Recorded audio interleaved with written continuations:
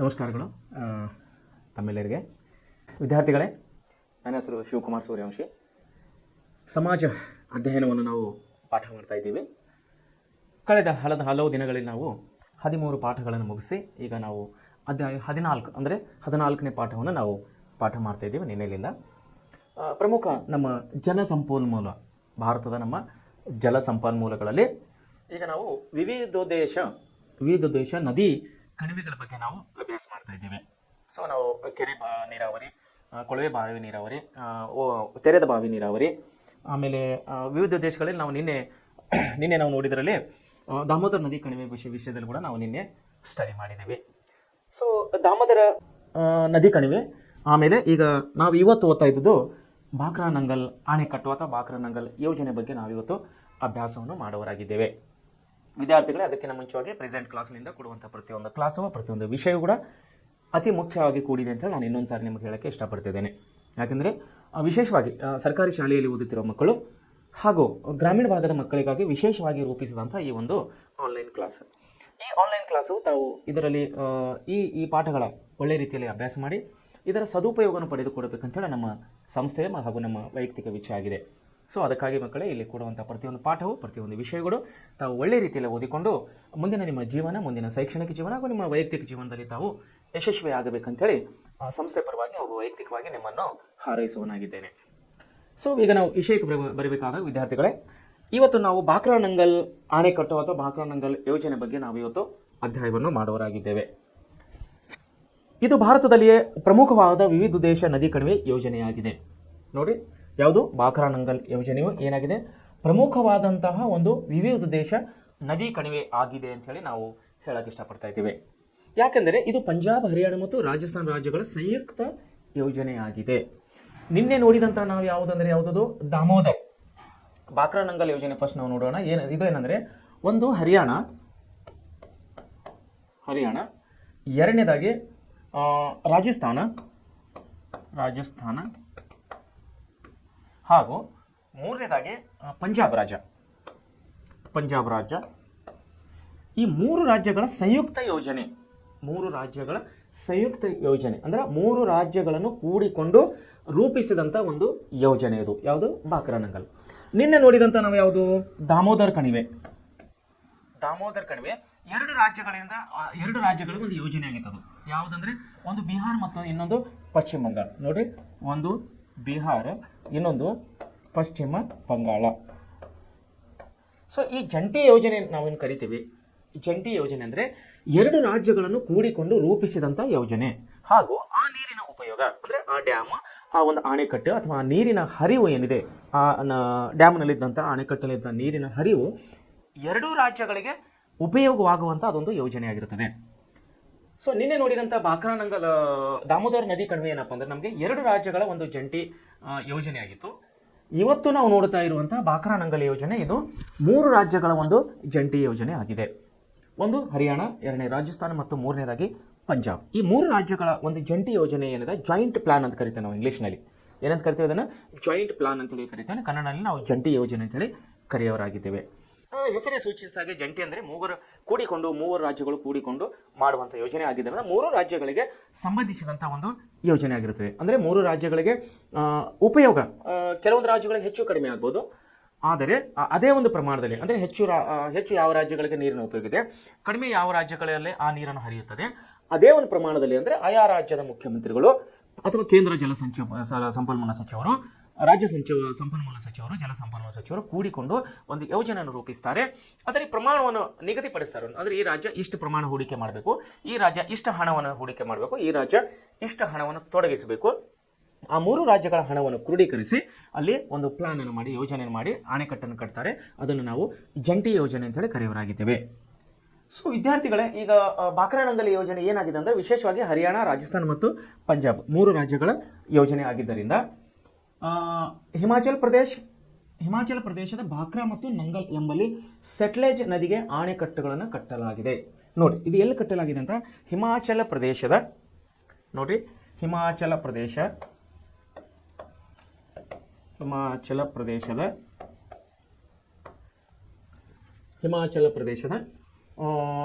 ಬಾಕ್ರಾ ಮತ್ತು ನಂಗಲ್ ಭಾಕ್ರಾ ಮತ್ತು ನಂಗಲ್ ಎಂಬುವಂಥ ಭಾಕ್ರಾ ಮತ್ತು ನಂಗಲ್ ಎಂಬಂಥ ಒಂದು ಪ್ರದೇಶದಲ್ಲಿ ಸಟ್ಲೇಜ್ ನದಿಗೆ ನೋಡ್ರಿ, ಯಾವ ನದಿ ಕಟ್ಟಿರೋದು?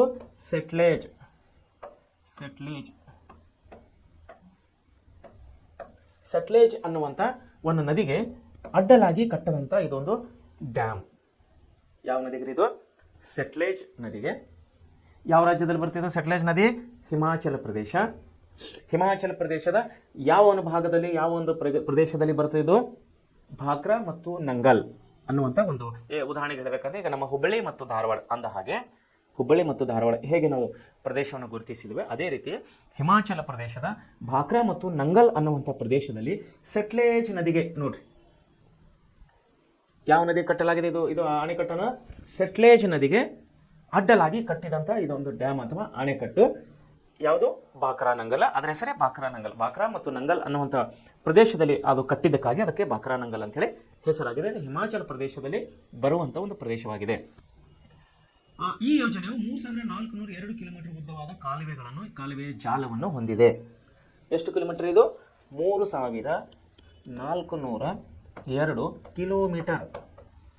3402 ಕಿಲೋಮೀಟರ್ ಉದ್ದವಾದಂಥ ಪ್ರದೇಶವನ್ನು ಹೊಂದಿದೆ. ಆಮೇಲೆ 14.6 ಲಕ್ಷ ಹೆಕ್ಟೇರ್ ಭೂಮಿಗೆ ನೀರಾವರಿ ಸೌಲಭ್ಯವನ್ನು ಒದಗಿಸುವುದಾಗಿದೆ. ಎಷ್ಟ್ರಿ? 14.6 ಲಕ್ಷ ಹೆಕ್ಟೇರ್ ಜಮೀನಿಗೆ. ಹೆಕ್ಟೇರ್ ಅಂದರೆ ನಾನು ಮೊನ್ನೆ ಕ್ಲಾಸ್ನಲ್ಲಿ ಹೇಳಿದ್ದೆ ನಿಮಗೆ, 3.3 ಎಕರೆ ಜಮೀನಿಗೆ 1 ಹೆಕ್ಟೇರ್ ಅಂತೇಳಿ ಜಮೀನು ಅಂತೇಳಿ ಕರೀತಾರೆ. ಇದು ಏನಾಗಿದೆ? 14.6 ಲಕ್ಷ ಹೆಕ್ಟೇರ್ ಜಮೀನಿಗೆ ನೀರಿನ ಸೌಲಭ್ಯವನ್ನು ಒದಗಿಸುವಂಥ ಒಂದು ಯೋಜನೆಯಾಗಿದೆ. ಈ ಯೋಜನೆಯಿಂದ, ಯಾವ ಯೋಜನೆಯಿಂದ? ಭಾಕ್ರಾ ನಂಗಲ್ ಯೋಜನೆಯಿಂದ ದೆಹಲಿ, ಹಿಮಾಚಲ ಪ್ರದೇಶಗಳು ಸಹ ನೀರಾವರಿ ಮತ್ತು ಜಲವಿದ್ಯುತ್ ಸೌಲಭ್ಯವನ್ನು ಪಡೆದಿವೆ. ನೋಡ್ರಿ, ಭಾಕ್ರಾ ಮತ್ತು ನಂಗಲ್ ಯಾವ ಪ್ರದೇಶದಲ್ಲಿ ಬರ್ತದೆ? ಹಿಮಾಚಲ ಪ್ರದೇಶ. ಜಂಟಿ ಯೋಜನೆ ಯಾರ್ದಾಗಿದೆ? ಹರಿಯಾಣ, ರಾಜಸ್ಥಾನ ಮತ್ತು ಪಂಜಾಬ್. ಆದರೆ ದೆಹಲಿ ಮತ್ತು ಹಿಮಾಚಲ ಪ್ರದೇಶಗಳು ಕೂಡ ಈ ಒಂದು ಯೋಜನೆಯ ವಿದ್ಯುತ್ ಶಕ್ತಿಗೆ ಅಂದರೆ ಕರೆಂಟನ್ನು ಉತ್ಪಾದನೆ ಮಾಡಲಿಕ್ಕೆ, ವಿದ್ಯುತ್ತನ್ನು ಉತ್ಪಾದನೆ ಮಾಡಲಿಕ್ಕೆ ಈ ನದಿ ಅಥವಾ ಈ ಯೋಜನೆಯನ್ನು ಅವರು ಕೂಡ ಉಪಯೋಗ ಮಾಡಿಕೊಡ್ತಾ ಇದ್ದಾರೆ. ಯಾರ್ಯಾರು? ದೆಹಲಿ ಮತ್ತು ಹಿಮಾಚಲ ಪ್ರದೇಶದವರು. ಜಂಟಿ ಯೋಜನೆ ಯಾರ್ದಾಗಿದೆ ಇದು? ಹರಿಯಾಣ, ರಾಜಸ್ಥಾನ ಮತ್ತು ಪಂಜಾಬ್. ಉಪಯೋಗ ಯಾರು ತಗೋತಾ ಇದ್ದಾರೆ? ದೆಹಲಿ ಮತ್ತು ಹಿಮಾಚಲ ಪ್ರದೇಶ. ಸ್ವಲ್ಪ ವಿದ್ಯಾರ್ಥಿಗಳು ಈ ಸ್ಥಳಗಳ ಹೆಸರುಗಳನ್ನು ಒಳ್ಳೆ ರೀತಿಯಲ್ಲಿ ತಾವು ನೆನಪಿನಲ್ಲಿ ಇಟ್ಕೋಬೇಕು. ನೋಡಿ, ಹಿಮಾಚಲ ಪ್ರದೇಶಗಳ ನೀರಾವರಿ ಮತ್ತು ಜಲವಿದ್ಯುತ್ ಸೌಲಭ್ಯಗಳನ್ನು ಪಡೆಯುವುದಾಗಿದೆ. ಭಾಕ್ರಾ ಅಣೆಕಟ್ಟಿನಿಂದ, ಯಾವ ಅಣೆಕಟ್ಟೆ? ಭಾಕ್ರಾ ಎನ್ನುವಂತಹ ಅಣೆಕಟ್ಟಿನಿಂದ ನಿರ್ಮಾಣವಾಗಿರುವ ಜಲಾಶಯವನ್ನು ಗೋವಿಂದ ಸಾಗರ್ ಎಂದು ಕರೆಯುತ್ತಾರೆ. ಗೋವಿಂದ ಸಾಗರ್ ಅಂತ ಹೇಳಿ ಕರೆಯುತ್ತೇವೆ. ಭಾಕ್ರಾ ಅಣೆಕಟ್ಟು ಭಾರತದ 2ನೇ ಅತಿ ದೊಡ್ಡ ಎತ್ತರದ ಅಣೆಕಟ್ಟಾಗಿದೆ. ತೆಹರಿ ಅಣೆಕಟ್ಟು ಭಾರತದ ಅತ್ಯಂತ ಎತ್ತರವಾದ ಅಣೆಕಟ್ಟಾಗಿದೆ. ನೋಡ್ರಿ, ಅತ್ಯಂತ ಎತ್ತರವಾದಂತಹ ಅಣೆಕಟ್ಟು ಯಾವುದ್ರಿ? ಅತ್ಯಂತ ಎತ್ತರವಾದ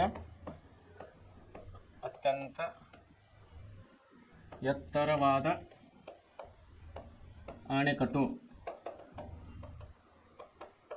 ಅತ್ಯಂತ ಎತ್ತರವಾದ ಅಣೆಕಟ್ಟು ಯಾವುದ್ರಿ? ತೆಹರಿ ಅಣೆಕಟ್ಟು. ನೋಡಿ, ತೆಹರಿ. ಈ ಅಣೆಕಟ್ಟು ನಮ್ಮ ದೇಶದ ಅತ್ಯಂತ ಎತ್ತರವಾದಂತಹ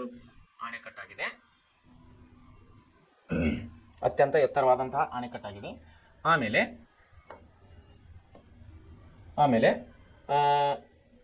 ಭಾರತದ 2ನೇ ಎತ್ತರವಾದಂತಹ ಅಣೆಕಟ್ಟು. ಇದು ಮೊದಲನೇ ಎತ್ತರವಾದಂತಹ ಅಣೆಕಟ್ಟು. 2ನೇ ಅತ್ಯಂತ ಎತ್ತರವಾದಂತಹ ಅಣೆಕಟ್ಟು ಯಾವುದಂದ್ರೆ ಭಾಕ್ರಾ ಅಣೆಕಟ್ಟು.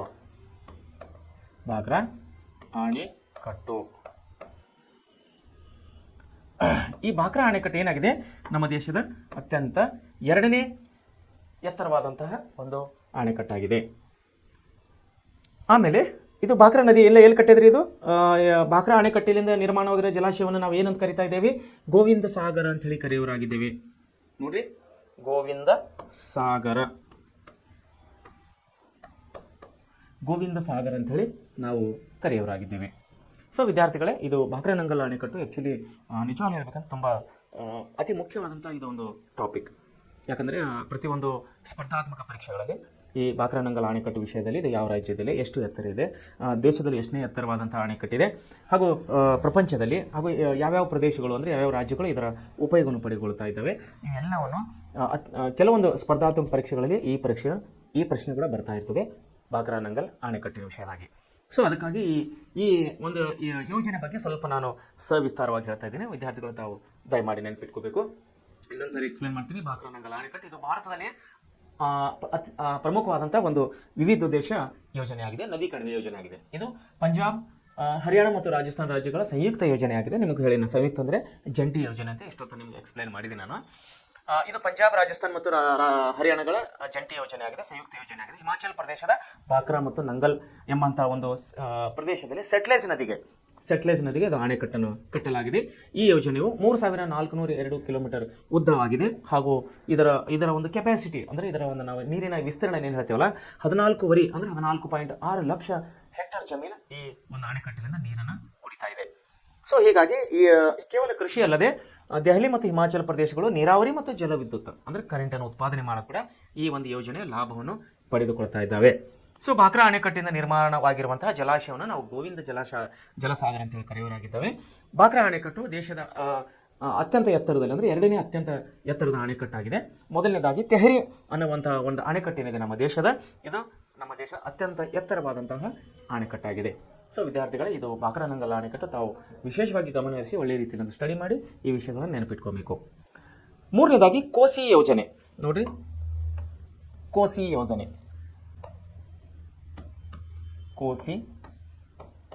ಯೋಜನೆ ಇದು ಕೂಡ ಒಂದು ಭಾರತದ ವಿವಿಧ ದೇಶ ನದಿಗಳು ಅಥವಾ ಕಾಲುವೆಗಳಲ್ಲಿ ಇದು ಕೂಡ ಬರುತ್ತದೆ. ಇದರ ವಿಶೇಷತೆ ಏನಂದ್ರೆ ಈ ಯೋಜನೆ ಮುಖ್ಯ ಉದ್ದೇಶವೆಂದರೆ ಪ್ರವಾಹ ನಿಯಂತ್ರಣ. ನೋಡಿ, ಇದರ ಮುಖ್ಯ ಉದ್ದೇಶ ಏನಂದ್ರೆ ಪ್ರವಾಹ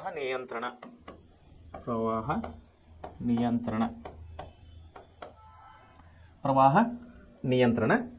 ಕೋಸಿ ನದಿಯನ್ನು ಬಿಹಾರದ ಕಣ್ಣೀರಿನ ನದಿ ಅಂತ ಹೇಳಿ ಕರೆಯುತ್ತಾರೆ. ಬಿಹಾರದ ಕಣ್ಣೀರಿನ ನದಿ ಅಂತ ಹೇಳಿ ಕರೆಯುತ್ತಾರೆ. ಇದು ಭಾರತ ಮತ್ತು ನೇಪಾಳ ರಾಷ್ಟ್ರಗಳ ಜಂಟಿ ಯೋಜನೆಯಾಗಿದೆ. ನೋಡ್ರಿ, ಕೋಸಿ ನದಿ ಯೋಜನೆ ಕೇವಲ ರಾಜ್ಯ ಇಲ್ಲ, ಇದು ದೇಶಗಳ ಒಂದು ಯೋಜನೆ ಆಗಿದೆ. ಒಂದು ಭಾರತ, ಎರಡನೇದು ಯಾವುದ್ರಿ ನೇಪಾಳ ದೇಶ. ಭಾರತ ಮತ್ತು ನೇಪಾಳ ದೇಶದ ಜಂಟಿ ಯೋಜನೆ ಆಗಿದೆ ಇದು. Not a Karnataka Maharashtra, not a Paschima Bangala Kerala, not a Punjab and Haryana, not a Delhi and other. This is a India and Nepal country joint contribution, joint plan. This is the joint plan of the Nepal ಮತ್ತು ಭಾರತದ ಜಾಯಿಂಟ್ ಅಂದರೆ ಜಂಟಿ ಯೋಜನೆ ಆಗಿದೆ. ಇದು ಯಾವುದ್ರ ಹೆಸರು ಅನ್ನೋದು ಕೋಸಿ ಯೋಜನೆ ಅಂತ. ಕೋಸಿ ನದಿ ಮುಂದೆ ಬರುತ್ತೆ ಅಂತ ಹೇಳ್ತೀನಿ ನಿಮಗೆ ನಾನು. ಭಾರತ ಮತ್ತು ನೇಪಾಳ ಗಡಿಯಲ್ಲಿ ಬರುವ ಹನುಮಾನ್ ನಗರ್ ನೋಡ್ರಿ, ಎಲ್ಲಿದ್ರಿ ಇದು? ಹನುಮಾನ್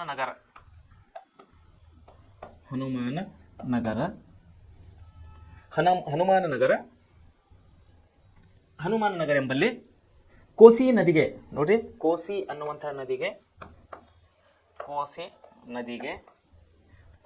ನದಿಗೆ ಅಣೆಕಟ್ಟನ್ನು ನಿರ್ಮಿಸಲಾಗಿದೆ. ಎಲ್ಲಿರಿ? ಹನುಮಾನ್ ಅನ್ನುವಂಥ ಒಂದು ಪ್ರದೇಶದಲ್ಲಿ. ಇದು ಎಲ್ಲಿ ಬರ್ತದೆ? ಭಾರತ ಮತ್ತು ನೇಪಾಳ ಗಡಿಯಲ್ಲಿ, ನಮ್ಮ ದೇಶ ಮತ್ತು ನೇಪಾಳ ದೇಶದ ಗಡಿ ಭಾಗದಲ್ಲಿ ಬರುವಂಥ ಹನುಮಾನ್ ಅನ್ನುವಂಥ ಒಂದು ಪ್ರದೇಶದಲ್ಲಿ ಕೋಸಿ ಅನ್ನುವಂಥ ನದಿಗೆ ಒಂದು ಅಡ್ಡಲಾಗಿ ಕಟ್ಟಿದಂಥ ಇದೊಂದು ಅಣೆಕಟ್ಟು ಅಥವಾ ಯೋಜನೆ. ಈ ಯೋಜನೆ ಅಡಿಯಲ್ಲಿ ಸುಮಾರು 8.75 ಲಕ್ಷ ಹೆಕ್ಟರ್ ಭೂಮಿ ನೀರಾವರಿ ಸೌಲಭ್ಯ ಒದಗಿಸಲಾಗಿದೆ. ಎಷ್ಟು ರೀ? 8.75 ಲಕ್ಷ ಹೆಕ್ಟರ್ ಜಮೀನಿಗೆ ಇದರಿಂದ ನೀರನ್ನು ಕುಡಿತಾ ಇದೆ. ಅದೇ ಬಾಕ್ರಾನಂಗಲ್ ಅಣೆಕಟ್ಟಿನಿಂದ ಎಷ್ಟು ಎಕರೆ ಜಮೀನು ಕುಡಿತಾ ಇದೆ? 14.6 ಲಕ್ಷ ಹೆಕ್ಟರ್ ಜಮೀನು ಕುಡಿತಾ ಇದೆ. ಅಂದರೆ ಅದರ ಅರ್ಧ ಭಾಗ, ಅರ್ಧಕ್ಕಿಂತ ಸ್ವಲ್ಪ ಜಾಸ್ತಿ, 8.75 ಲಕ್ಷ ಹೆಕ್ಟರ್ ಜಮೀನು ಕೋಸಿ ನದಿಯಿಂದ ನಮ್ಮ ದೇಶದ ನೀರಾವರಿಯನ್ನು ಆಗಿದ್ದರೆ, ಬಾಕ್ರಾನಂಗಲ್ ಯೋಜನೆಯಿಂದ 14.5 ಲಕ್ಷ ಹೆಕ್ಟರ್ ಜಮೀನು ಅಂದರೆ 14.6 ಲಕ್ಷ ಹೆಕ್ಟರ್ ಜಮೀನನ್ನು ಬಾಕ್ರಾನಂಗಲ್ ಅಣೆಕಟ್ಟಿನಿಂದ ನಮ್ಮ ನೀರಾವರಿಯನ್ನು ಅಲ್ಲಿ ಅಭಿವೃದ್ಧಿಪಡಿಸಲಾಗಿದೆ. ನೋಡ್ರಿ, ಇದರಿಂದ ಉತ್ಪಾದಿಸಲಾಗುವ ವಿದ್ಯುತ್ ಶಕ್ತಿಯಲ್ಲಿ ಅಂದರೆ ಅಲ್ಲಿ ಕರೆಂಟ್ ಕೂಡ ತಯಾರು ಮಾಡ್ತಾರೆ. ಜಲವಿದ್ಯುತ್ ಶಕ್ತಿ ಅಲ್ಲಿ ಕೂಡ ನಮ್ಮಲ್ಲಿ ತಯಾರಾಗುತ್ತದೆ ಕೋಸಿ ನದಿಯಲ್ಲಿ. ಇದರಲ್ಲಿ 50% ಅಂದರೆ 50% ನೇಪಾಳಕ್ಕೆ ಒದಗಿಸಲಾಗುತ್ತದೆ. ನೋಡ್ರಿ, 50% ವಿದ್ಯುತ್ತನ್ನು ಯಾರಿಗೆ ಕೊಡ್ತಾ ಇದ್ದೀವಿ ರೀ?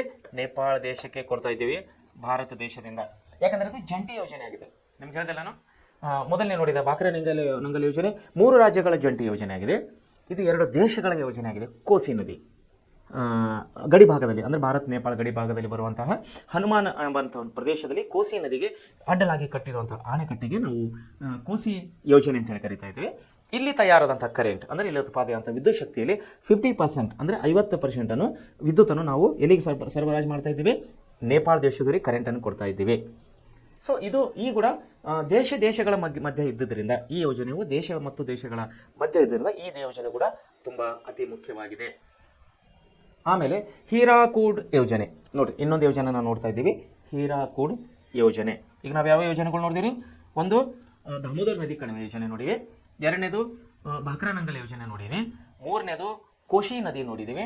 ಈಗ 4ನೇದಾಗಿ ಹೀರಾಕೂಡ್ ನೋಡಿ, ಹೀರಾಕೂಡ್ ಯೋಜನೆ. ಏನಿದು ಹೀರಾಕೂಡ್ ಯೋಜನೆ? ಇದರ ವಿಶೇಷತೆ ಏನಂದರೆ ನಾವು ಮುಂದೆ ನೋಡೋದಾದರೆ ಈಗ ಇಲ್ಲಿವರೆಗೆ ನಾವು ಎಷ್ಟು ಯೋಜನೆಗಳು ನೋಡಿವ್ರಿ? ಒಂದು ದಾಮೋದರ್ ನದಿ ಕಣಿವೆ ಯೋಜನೆ, ಎರಡನೇದು ಬಾಕ್ರಾ ನಂಗಲ್ ಯೋಜನೆ, ಮೂರನೇದು ಕೋಶಿ ನದಿ ಯೋಜನೆ. ಈಗ ನಾವು 4ನೇದು ನೋಡ್ತಾ ಇದ್ದೇವೆ ಹೀರಾಕೂಡ್ ಯೋಜನೆ. ಒಡಿಸಾದ ಅಂದರೆ ಒರಿಸ್ಸಾ ರಾಜ್ಯದ ಒರಿಸ್ಸಾದ ಸಂಬಾಲ್ಪುರ್ ಜಿಲ್ಲಾ ಕೇಂದ್ರದ ಸಮೀಪಿಗೆ ನೋಡಿ, ಹೇಗೆ ನಮ್ಮ ಕರ್ನಾಟಕದ ಈಗ ಧಾರವಾಡ ಜಿಲ್ಲೆ ಇದೆ, ಹಾಗೆ ಒರಿಸ್ಸಾದ ಸಂಬಾಲ್ಪುರ್ ಅನ್ನುವಂಥ ಒಂದು ಜಿಲ್ಲಾ ಕೇಂದ್ರದ ಸಮೀಪಿಗೆ ಅಂದರೆ ಅದರ ಪಕ್ಕದಲ್ಲಿ ಈ ನದಿಗೆ ಅಣೆಕಟ್ಟನ್ನು ನಿರ್ಮಿಸಲಾಗಿದೆ. ಯಾವ ನದಿ? ಮಹಾನದಿ. ನೋಡಿ ಅದರ ಹೆಸರು ಯಾವುದ್ರಿ? ನದಿ ಹೆಸರು ಮಹಾನದಿ. ಮಹಾನದಿಗೆ ಅಡ್ಡಲಾಗಿ ಕಟ್ಟಿರುವಂಥ ಒಂದು ಇದು ಯೋಜನೆ ಹೀರಾಕೂಡ್ ಯೋಜನೆ. ಈ ನದಿಯು ಒರಿಸ್ಸಾದ ಕಣ್ಣೀರಿನ ನದಿ ಅಂತೇಳಿ ನಾವು ಕರೆಯುವರಾಗಿದ್ದೇವೆ. ನೋಡಿ, ಒರಿಸ್ಸಾದ ಕಣ್ಣೀರಿನ ನದಿ ಅಂತೇಳಿ ಕರೆಯುವರಾಗಿದ್ದೇವೆ. ಹೀರಾಕೂಡ್ ಅಣೆಕಟ್ಟು 4801 ಮೀಟರ್ ಉದ್ದವಾಗಿದೆ. ನೋಡಿ, 4801 ಮೀಟರ್ ಉದ್ದವಾಗಿದೆ. ಭಾರತದಲ್ಲಿಯೇ ಅತ್ಯಂತ ಉದ್ದವಾದ ಅಣೆಕಟ್ಟಾಗಿದೆ ಇದು. ಯಾವುದು? ಹೀರಾಕೂಡ್ ಜಲಾಶಯ. ಹೀರಾಕೂಡ್ ಜಲಾಶಯ ಅಣೆಕಟ್ಟಿನ ಲೆಂತ್ ಇದೆಯಲ್ಲ, ಉದ್ದ ಅಣೆಕಟ್ಟಿನ ಲೆಂತ್ ಅದು ಎಷ್ಟಿದ್ರೆ 4800 ಮೀಟರ್ ಉದ್ದ ಇದೆ ಅದು. ಆಮೇಲೆ ಇದು ಸುಮಾರು 2.54 ಲಕ್ಷ ಹೆಕ್ಟರ್ ಜಮೀನಿಗೆ 2.54 ಲಕ್ಷ ಹೆಕ್ಟರ್ ಜಮೀನಿಗೆ ನೀರನ್ನು ಕುಡಿಸುವುದಾಗಿದೆ. 2.54 ಲಕ್ಷ ಹೆಕ್ಟರ್ ಜಮೀನಿಗೆ ನೀರಾವರಿ ಸೌಲಭ್ಯವನ್ನು ಒದಗಿಸಿದೆ ಹೀರಾಕೂಡ್ ಅಣೆಕಟ್ಟು. ಇದರಿಂದ ಯಾವುದು? ಹೀರಾಕೂಡ್ ಜಲಾಶಯದಿಂದ ಒರಿಸ್ಸಾ, ಬಿಹಾರ್ ಮತ್ತು ಛತ್ತೀಸ್ಗಢ ರಾಜ್ಯಗಳು ನೀರಾವರಿ ಮತ್ತು ಜಲ ವಿದ್ಯುತ್ ಶಕ್ತಿ ಸಂಪನ್ಮೂಲವನ್ನು ಪಡೆದಿವೆ. 3 ರಾಜ್ಯಗಳು ಇದರ ಲಾಭವನ್ನು ಪಡಿತಾ ಇದ್ದಾವೆ. ಯಾವ್ಯಾವ ಅಂದರೆ ಒಂದು ಒರಿಸ್ಸಾ, ಎರಡನೇದು ಬಿಹಾರ್ ನೋಡಿ, ಒಂದು ಒರಿಸ್ಸಾ, ಎರಡನೇದು ಬಿಹಾರ್, ಇನ್ನೊಂದು ಯಾವುದ್ರೆ ಛತ್ತೀಸ್ಗಢ. ಈ 3 ರಾಜ್ಯಗಳು ಈ ಒಂದು ನೀರಾವರಿಯ ಯೋಜನೆಯ ಲಾಭವನ್ನು ಪಡಿತಾ ಇದೆ. ಅದು ಕೃಷಿ ಮತ್ತು ವಿದ್ಯುತ್ ಶಕ್ತಿಗೆ ಮತ್ತು ಇನ್ನಿತರ ಬಳಕೆಗೆ ಈ 3 ರಾಜ್ಯಗಳು ಈ ಹೀರಾಕೂಡ್ ಯೋಜನೆಯಿಂದ ಲಾಭವನ್ನು ಪಡಿತಾ ಇದ್ದಾವೆ. ಸೊ ಇಲ್ಲಿವರೆಗೆ ನಾವು 4 ಯೋಜನೆಗಳನ್ನು ನೋಡಿದ್ದೇವೆ. ಒಂದು ದಾಮೋದರ ಯೋಜನೆ, ಎರಡನೇದಾಗಿ ಬಾಕ್ರಾ ನಂಗಲ್, ಮೂರನೇದಾಗಿ ಕೋಶಿ ಯೋಜನೆ, ಆಮೇಲೆ 4ನೇದಾಗಿ ಹೀರಾಕೂಡ್ ಅಣೆಕಟ್ಟು, ಹೀರಾಕೂಡ್ ಯೋಜನೆ. ಈಗ 5ನೇದಾಗಿ ನಾವು ನೋಡ್ತಾ ಇದ್ದೀವಿ ತುಂಗಭದ್ರಾ ಯೋಜನೆ. ನೋಡ್ರಿ, ತುಂಗಭದ್ರಾ ಯೋಜನೆ ನಾವು ನೋಡ್ತಾ ಇದ್ದೀವಿ. ತುಂಗಭದ್ರಾ ಯೋಜನೆ, ತುಂಗಭದ್ರಾ ಅಂದ ತಕ್ಷಣ ತಮಗೆ ನೆನಪಾಗಬೇಕು, ಇದು ನಮ್ಮ ರಾಜ್ಯದ ಯೋಜನೆ, ನಮ್ಮ ರಾಜ್ಯದಲ್ಲಿರುವಂಥ ಪ್ರಮುಖ ಯೋಜನೆ. ಅದರಲ್ಲಿ ನಮ್ಮ ರಾಜ್ಯಕ್ಕೆ ಸಂಬಂಧಪಟ್ಟಿದ್ದಕ್ಕಾಗಿ ತುಂಗಭದ್ರಾ ಇದು ನಮ್ಮ ರಾಜ್ಯಕ್ಕೆ ವಿಶೇಷವಾದಂಥ ಒಂದು ಯೋಜನೆ. ಸೊ ವಿದ್ಯಾರ್ಥಿಗಳೇ, ತಾವು ಒಳ್ಳೆ ರೀತಿಯಲ್ಲಿ ಲಕ್ಷ್ಯ ಕೊಡಬೇಕು, ಒಳ್ಳೆ ರೀತಿಯಲ್ಲಿ ನೆನಪಿನಟ್ಟು ಕೊಡಬೇಕು. ಈಗ ಇಲ್ಲಿವರೆಗೆ ನಾವು 4 ಯೋಜನೆಗಳನ್ನು ಓದಿದ್ದೀವಿ. ಒಂದು ದಾಮೋದರ್ ನದಿ ಯೋಜನೆ, ಎರಡನೇದಾಗಿ ಬಾಕ್ರಾ ನಂಗಲ್ ಯೋಜನೆ, ಮೂರನೇದಾಗಿ ಕೋಶಿ ನದಿ ಯೋಜನೆ, 4ನೇದಾಗಿ ಹೀರಾಕೂಡ್ ಯೋಜನೆ ಬಗ್ಗೆ ಈಗ ನಾವು ಅಭ್ಯಾಸ ಮಾಡಿದ್ದೇವೆ. ಈಗ ನಾವು 5ನೇದಾಗಿ ಓದ್ತಾ ಇದ್ದೀವಿ ತುಂಗಭದ್ರಾ ಯೋಜನೆ. ಏನಿದು ತುಂಗಭದ್ರಾ ಯೋಜನೆ? ಏನಿದರ ವಿಶೇಷತೆ ಅನ್ನೋದು ನಾವು ಈಗ ನೋಡೋಣ. ನೀರಾವರಿ ಮತ್ತು ಜಲ ವಿದ್ಯುತ್ ಶಕ್ತಿ ಉತ್ಪಾದನೆ ಈ ಯೋಜನೆಯ ಮುಖ್ಯ ಉದ್ದೇಶವಾಗಿದೆ. ನೋಡಿ, ಒಂದು ಕೃಷಿ ಅಂದರೆ ಭೂಮಿಗೆ ನೀರಾವರಿಯ ನೀರನ್ನು ಸರಬರಾಜು ಮಾಡೋದು, ನೀರನ್ನು ತಲುಪಿಸೋದು. ಎರಡನೇದಾಗಿ ಜಲ ವಿದ್ಯುತ್ ಶಕ್ತಿ ಅಂದರೆ ನೀರಿನಿಂದ ಕರೆಂಟನ್ನು ಉತ್ಪಾದನೆ ಮಾಡೋದು, ವಿದ್ಯುತ್ತನ್ನು ಉತ್ಪಾದನೆ ಮಾಡೋದಕ್ಕೆ ನಾವು ಜಲವಿದ್ಯುತ್ ಶಕ್ತಿ ಅಂತ ಕರಿತೀವಿ. ಇದು ಏನಪ್ಪ ಅಂದರೆ ಕರ್ನಾಟಕ ಮತ್ತು ಆಂಧ್ರ ಪ್ರದೇಶಗಳ ರಾಜ್ಯಗಳ ಸಂಯುಕ್ತ ಯೋಜನೆಯಾಗಿದೆ. ನೋಡಿ ಯಾವ್ಯಾವ್ರಿ, ನಮ್ಮ ಕರ್ನಾಟಕ ಮತ್ತು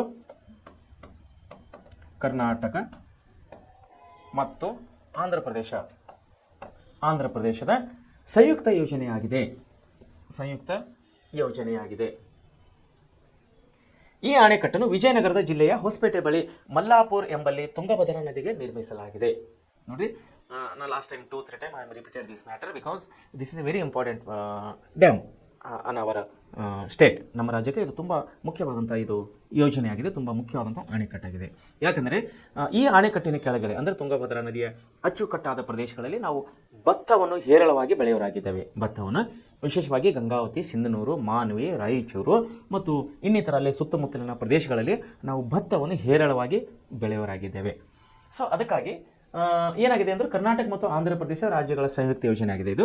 ಎರಡನೇದಾಗಿ ಇದು ಎಲ್ಲ ನಿರ್ಮಾಣ ಆಗಿದೆ, ವಿಜಯನಗರ ಜಿಲ್ಲೆ ಹೊಸಪೇಟೆ ಬಳಿ. ಇವಾಗ ವಿಜಯನಗರ ಜಿಲ್ಲೆ ಆಗಿದೆ. ಮುಂಚೆ ಅದು ಬಳ್ಳಾರಿ ಜಿಲ್ಲೆ ಹೊಸಪೇಟೆ ತಾಲೂಕಾಗಿತ್ತು. ಈಗ ವಿಜಯನಗರ ಜಿಲ್ಲೆ ಸಪರೇಟ್ ಆಗಿ ಸರ್ಕಾರ ಘೋಷಣೆ ಮಾಡಿದ್ದಕ್ಕಾಗಿ ವಿಜಯನಗರ ಜಿಲ್ಲೆ ಅಲ್ಲೇ ಪಕ್ಕದಲ್ಲಿರುವಂಥ ಮಲ್ಲಾಪುರ ಎಂಬಲ್ಲಿ ಯಾವ ನದಿಗೆ ಕಟ್ಟಲಾಗಿದೆ ಅಂದರೆ ತುಂಗಭದ್ರಾ ನದಿಗೆ ಇದು ನದಿಗೆ ಅಡ್ಡಲಾಗಿ ನಿರ್ಮಿಸಿದಂಥ ಒಂದು ನಮ್ಮದು ಅಣೆಕಟ್ಟಾಗಿದೆ. ಈ ಜಲಾಶಯವನ್ನು ಪಂಪಸಾಗರ ಎಂದು ನಾವು ಕರೆಯವರಾಗಿದ್ದೇವೆ. ಈ ಜಲಾಶಯ ಏನು ಕರೆಯವರಾಗಿದ್ದೇವೆ ನಾವು? ಪಂಪಸಾಗರ.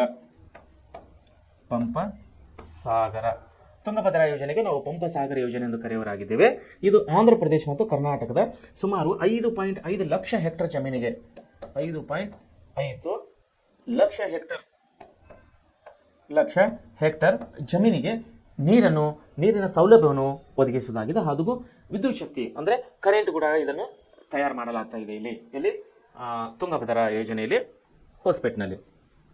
ಸೊ 5.5 ಲಕ್ಷ ಹೆಕ್ಟರ್ ಜಮೀನಿಗೆ ನಾವು ತುಂಗಭದ್ರಾ ನದಿಯಿಂದ ನೀರನ್ನು ಉಣಿಸ್ತಾ ಇದ್ದೇವೆ. ಸೊ ನಾವು ಆರನೇದಾಗಿ ಇನ್ನೊಂದು ನೋಡೋರಾಗಿದ್ದೇವೆ, ನಾಗಾರ್ಜುನ ಸಾಗರ ಯೋಜನೆ.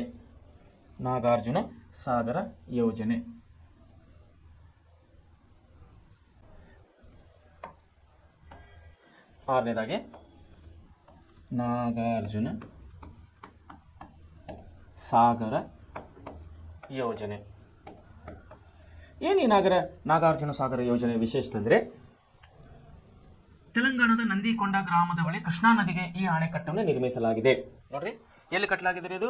ತೆಲಂಗಾಣ ಅಂದರೆ ಇವಾಗ ಆಂಧ್ರ ಪ್ರದೇಶನು ವಿಭಜಿಸಿ, ದೊಡ್ಡದಾದಂತಹ ಆಂಧ್ರ ಪ್ರದೇಶನು ವಿಭಜನೆ ಮಾಡಿ 2 ರಾಜ್ಯಗಳನ್ನು ಬೇರೆ ಬೇರೆಯಾಗಿ ಕಳೆದ ಸುಮಾರು ವರ್ಷಗಳಿಂದಲೇ ಸರ್ಕಾರ ಘೋಷಣೆ ಮಾಡಿದೆ, ವಿಭಜಿಸಲಾಗಿದೆ. ಅಂದರೆ ಆಂಧ್ರ ಪ್ರದೇಶನ ವಿಭಜನೆ ಮಾಡಿ ಆಂಧ್ರ ಪ್ರದೇಶ ಅಂತ ಹೇಳಿ ತೆಲುಗು ಮಾತನಾಡುವರಿಗೆ ಅದು ಸಪರೇಟ್ ಕೊಟ್ಟು ತೆಲುಗುನಲ್ಲಿ ಇನ್ನೊಂದು ಭಾಷೆಯಾದಂಥ ತೆಲಂಗಾಣ ಮಾತನಾಡುವಂಥ ತೆಲಂಗಾಣ ಭಾಗದ ಜನರಿಗೆ ತೆಲಂಗಾಣ ರಾಜ್ಯ ಅಂತೇಳಿ ಬಹುಶಃ 8-10 ಜಿಲ್ಲೆಗಳನ್ನು ಕೂಡಿಕೊಂಡು ಒಂದು ತೆಲಂಗಾಣ ರಾಜ್ಯಗಳನ್ನು ಮಾಡಲಾಗಿದೆ. ಈ ತೆಲಂಗಾಣ ರಾಜ್ಯದಲ್ಲಿ ಬರುವಂತಹ ಎಲ್ಲಿರಿ ನಂದಿಕೊಂಡ ಎಂಬ ಗ್ರಾಮದಲ್ಲಿ ಕೃಷ್ಣಾ ನದಿಗೆ, ನೋಡ್ರಿ ಯಾವ ನದಿಗೆ ಕಟ್ಟಲಾಗಿದ್ರಿ? ಇದು ಕೃಷ್ಣಾ ನದಿಗೆ. ಇದು ತುಂಗಭದ್ರೆಯಲ್ಲಿ ಕಟ್ಟಲಾಗಿತ್ರಿ, ತುಂಗಭದ್ರಾ ನದಿಗೆ ಕಟ್ಟಲಾಗಿತ್ತು. ತುಂಗಭದ್ರಾ ನದಿಗೆ ಅಡ್ಡಲಾಗಿ ಕಟ್ಟಿದಂಥ ಡ್ಯಾಮ್ ಯಾವುದ್ರಿ? ತುಂಗಭದ್ರಾ ಡ್ಯಾಮು. ಮತ್ತು ನಾಗಾರ್ಜುನ ಸಾಗರ ಯಾವ ನದಿಗೆ ಕಟ್ಟಲಾಗಿದ್ರೆ ನಂದಿಕೊಂಡ ಊರಲ್ಲಿ ತೆಲಂಗಾಣದ ಕೃಷ್ಣಾ ನದಿಗೆ ಅಡ್ಡಲಾಗಿ ಕಟ್ಟಿದಂಥ ಇದೊಂದು ಜಲಾಶಯ ಅಥವಾ ಡ್ಯಾಮ್ ಅಥವಾ ಅಣೆಕಟ್ಟಾಗಿದೆ. ಈ ಯೋಜನೆ ಸೇಮ್ ಇಲ್ಲಿ ಕೂಡ ನೀರಾವರಿ ಮತ್ತು ವಿದ್ಯುತ್ ಉತ್ಪಾದನೆಗಾಗಿ ಈ ಯೋಜನೆ ಕೂಡ ಉಪಯೋಗ ಆಗ್ತಾ ಇದೆ. ಇದು ಸುಮಾರು 8.30 ಲಕ್ಷ ಹೆಕ್ಟರ್ ಜಮೀನಿಗೆ ಇದನ್ನು ನೀರನ್ನು ಕುಡಿಸುವವರಾಗಿದ್ದೇವೆ. 8.30 ಲಕ್ಷ ಹೆಕ್ಟರ್ ಜಮೀನಿಗೆ ಈ ಯೋಜನೆಯಿಂದ ಅಂದರೆ ನಾಗಾರ್ಜುನ ಸಾಗರ ಯೋಜನೆಯಿಂದ ಅಲ್ಲಿನ ರೈತರ ಭೂಮಿಗೆ ನೀರನ್ನು ಉಣಿಸಲಾಗ್ತಾ ಇದೆ. ಸೊ ಇನ್ನೊಂದು ಬರ್ತಾ ಇದೆ ಕೃಷ್ಣಾ ಮೇಲ್ದಂಡ ಯೋಜನೆ. ನೋಡ್ರಿ, ಇನ್ನೊಂದು ಬರ್ತಾ ಇದು ನಮ್ಮ ರಾಜ್ಯಕ್ಕೆ ಸಂಬಂಧಪಟ್ಟಂಥದ್ದು. 7ನೇದಾಗಿ ಕೃಷ್ಣಾ ಮೇಲ್ದಂಡ ಯೋಜನೆ. ಎಲ್ಲಿರಿದು ಕೃಷ್ಣ ಮೇಲ್ದಂಡ ಯೋಜನೆ ಎಲ್ಲಿ ಬರ್ತದೆ ಅಂದರೆ, ಒಂದು ನಿಮಿಷ, ಈಗ ನಾವು ನಾಗಾರ್ಜುನ ಸಾಗರ ನೋಡಿದ್ದೀವಿ, ತುಂಗಭದ್ರಾ ಜಲಾಶಯವನ್ನು ನೋಡಿದ್ದೀವಿ, ಹಾಗೂ ಹೀರಾಕೂಡು ನದಿ ಯೋಜನೆ ನೋಡಿದ್ದೀವಿ, ಹಾಗೂ ಹೀರಾಕೂಡು ನದಿ ಬಾಕ್ರಾನಂಗಲ್ ಯೋಜನೆ, ಹೀಗೆ 10 ಹಲವು ನಾವು ಯೋಜನೆಗಳ ಬಗ್ಗೆ ನಾವು ಅಭ್ಯಾಸ ಮಾಡ್ತಾ ಇದ್ದೀವಿ. ಈಗ ನಾವು ಕೃಷ್ಣಾ ಮೇಲ್ದಂಡ ಯೋಜನೆ ಬಗ್ಗೆ ನಾವು ಇವಾಗ ಅಭ್ಯಾಸ ಮಾಡುವರಾಗಿದ್ದೇವೆ. ಈ ಯೋಜನೆಯು ಕರ್ನಾಟಕದ ದೊಡ್ಡ ವಿವಿಧೋದ್ದೇಶ ನದಿ ಕಣಿವೆಗಳ ಯೋಜನೆಯಾಗಿದೆ. ಕರ್ನಾಟಕದಲ್ಲಿ ಒಂದು ಅತಿ ದೊಡ್ಡದಾದಂಥ ಒಂದು ನದಿ ಕಣಿವೆ ಯೋಜನೆಯಾಗಿದೆ. ವಿಜಾಪುರ ಬಿಜಾಪುರ ಜಿಲ್ಲೆ, ಬಾಗಲಕೋಟೆ ಜಿಲ್ಲೆ, ರಾಯಚೂರು, ಕಲಬುರಗಿ ಮತ್ತು ಯಾದಗಿರಿ ಜಿಲ್ಲೆಗಳಿಗೆ ನೀರಾವರಿ ಸೌಲಭ್ಯ ಮತ್ತು ಕುಡಿಯುವ ನೀರಿನ ಯೋಜನೆಯು ಇದು ಒದಗಿಸುತ್ತದೆ. 4 ಜಿಲ್ಲೆಗಳು ಯಾವ್ಯಾವ್ರಿ? ಒಂದು ಬಿಜಾಪುರ, ಎರಡನೇದು ಬಾಗಲಕೋಟೆ, ಮೂರನೇದಾಗಿ ಕಲಬುರಗಿ, ನಾಲ್ಕನೇದಾಗಿ ಯಾದಗಿರಿ ಜಿಲ್ಲೆ. ಈ 4 ಜಿಲ್ಲೆಗಳಿಗೆ ಇದು ಕುಡಿಯುವ ನೀರು ಮತ್ತು ಕೃಷಿಗೆ ಸರಬರಾಜು ಮಾಡಲು ನಿರ್ಮಿಸಿದಂಥ ಒಂದು ಯೋಜನೆ ಆಗಿದೆ ಕೃಷ್ಣಾ ಮೇಲ್ದಂಡ ಯೋಜನೆ. ಈ ಯೋಜನೆ ಅಡಿಯಲ್ಲಿ ಬಿಜಾಪುರ ಜಿಲ್ಲೆಯ ಆಲ್ಮಟ್ಟಿ ಬಳಿ, ಅಂದರೆ ನಮ್ಮ ಬಿಜಾಪುರ ಜಿಲ್ಲೆ ಆಲ್ಮಟ್ಟಿ ಬಳಿ ಕೃಷ್ಣಾ ನದಿಗೆ ಅಡ್ಡಲಾಗಿ ಅಣೆಕಟ್ಟನ್ನು ನಿರ್ಮಿಸಲಾಗಿದೆ. ಈ ಅಣೆಕಟ್ಟಿನಿಂದ ನಿರ್ಮಾಣವಾಗಿರುವ ಜಲಾಶಯವನ್ನು ಲಾಲ್ ಬಹದ್ದೂರ್ ಶಾಸ್ತ್ರಿ ಸಾಗರ ಅಂತ ಹೇಳಿ ನಾವು ಕರೆಯುವರಾಗಿದ್ದೇವೆ. ನೀವು ಯಾವಾಗಾದರೂ ಟ್ರೈನಲ್ಲಿ ಬಿಜಾಪುರಕ್ಕೆ ಹೋಗ್ತಾ ಇದ್ದಾಗ ಅಥವಾ ಬಾಗಲಕೋಟೆ, ಸೋಲಾಪುರ್, ಅಂದರೆ ಗದಗಲಿಂದ ಹೋಗುತ್ತೆ ಟ್ರೈನ್, ಇದು ಗದಗಲಿಂದ ಆ ಟ್ರೈನ್ ಹೋಗುತ್ತಲ್ಲ, ಆ ಡ್ಯಾಮ್ ಮೇಲಿದ್ದ ನೀರು ಹೋಗುತ್ತೆ. ಅಂದರೆ ಡ್ಯಾಮ್ ಪಕ್ಕದಲ್ಲೇ ಇನ್ನೊಂದು ಸಪ್ರೇಟ್ ನದಿಗೆ, ಕೃಷ್ಣಾ ನದಿಗೆ ಒಂದು ಬ್ರಿಡ್ಜ್ ಅನ್ನು, ತುಂಬ ದೊಡ್ಡ ಪ್ರಮಾಣದ ಬ್ರಿಡ್ಜ್ ಅನ್ನು ಕಟ್ಟಲಾಗಿದೆ. ಆ ಬ್ರಿಡ್ಜ್ನಲ್ಲಿ ಕೂತರೆ ನಮಗೆ ಲಾಲ್ ಬಹದ್ದೂರ್ ಶಾಸ್ತ್ರಿ ಅವರ ಹೆಸರಿನಲ್ಲಿ ಕಾಣುವರಾಗಿದ್ದಾನೆ. ಲಾಲ್ ಬಹದ್ದೂರ್ ಶಾಸ್ತ್ರಿ ಸಾಗರ ಅಂತೇಳಿ ಬರೆದದ್ದನ್ನು ದಪ್ಪ ಅಕ್ಷರಗಳಲ್ಲಿ, ದೊಡ್ಡ ಅಕ್ಷರದಲ್ಲಿ ನಾವು ಟ್ರೈನ್ನಲ್ಲಿ ಕೂತ್ಕೊಂಡು ನೋಡಬಹುದು. ಈ ಯೋಜನೆ ಅಡಿಯಲ್ಲಿ ಯಾದಗಿರಿ ಜಿಲ್ಲೆಯ ನಾರಾಯಣಪುರ ಬಳಿ ನೋಡಿ, ಇದೇ ಯೋಜನೆಗೆ ಮತ್ತೆ ಇಲ್ಲಿ ಯಾದಗಿರಿ ಜಿಲ್ಲೆಯ ನಾರಾಯಣಪುರ ಬಳಿ ಮತ್ತೊಂದು ಅಣೆಕಟ್ಟನ್ನು ನಿರ್ಮಿಸಲಾಗಿದೆ. ಅಲ್ಲಿ ಈ ಅಣೆಕಟ್ಟಿನಿಂದ, ಯಾವ ಅಣೆಕಟ್ಟಿನಿಂದ? ನಾರಾಯಣಪುರ ಅಣೆಕಟ್ಟಿನಿಂದ ನಿರ್ಮಾಣವಾಗಿರುವ ಜಲಾಶಯವನ್ನು ಬಸವಸಾಗರ ಎಂದು ಕರೆಯಲಾಗಿದೆ. ಈ ಲಾಲ್ ಬಹದ್ದೂರ್ ಶಾಸ್ತ್ರಿ ಅಂತೇಳಿ ಆಲ್ಮಟ್ಟಿ ಡ್ಯಾಮಿಗೆ ಕರೆಯಲಾಗಿದ್ದೇವೆ. ನಾರಾಯಣಪುರ ಡ್ಯಾಮಿಗೆ ಏನಪ್ಪ ಅಂದ್ರೆ ಬಸವಸಾಗರ ಡ್ಯಾಮ್ ಅಂತೇಳಿ ನಾವು ಕರೆಯಲಾಗಿದ್ದೇವೆ.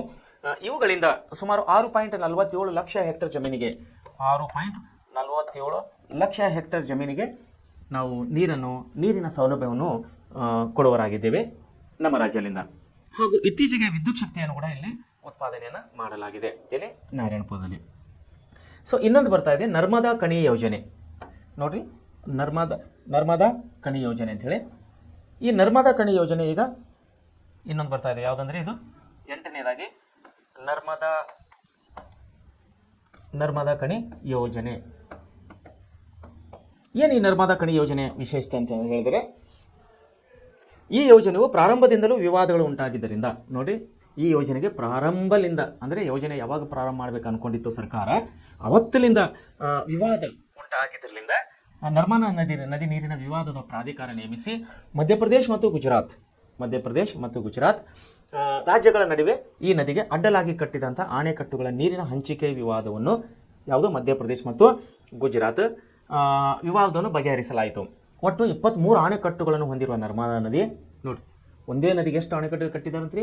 23 ನದಿ ಅಣೆಕಟ್ಟುಗಳನ್ನು ಕಟ್ಟಲಾಗಿದೆ.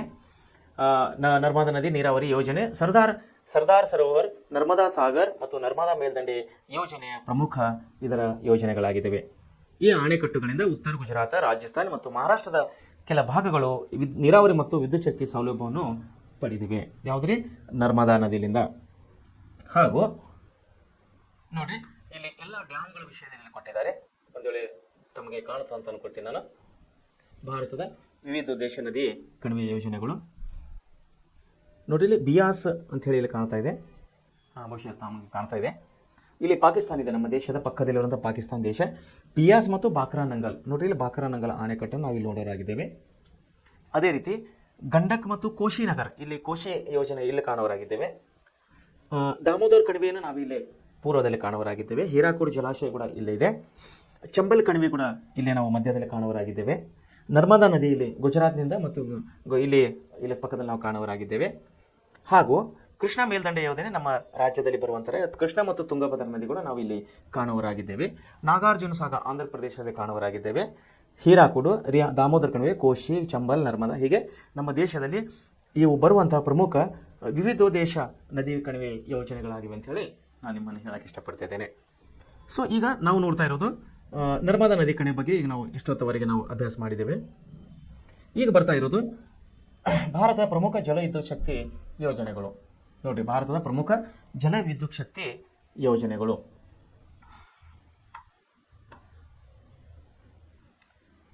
ಭಾರತದ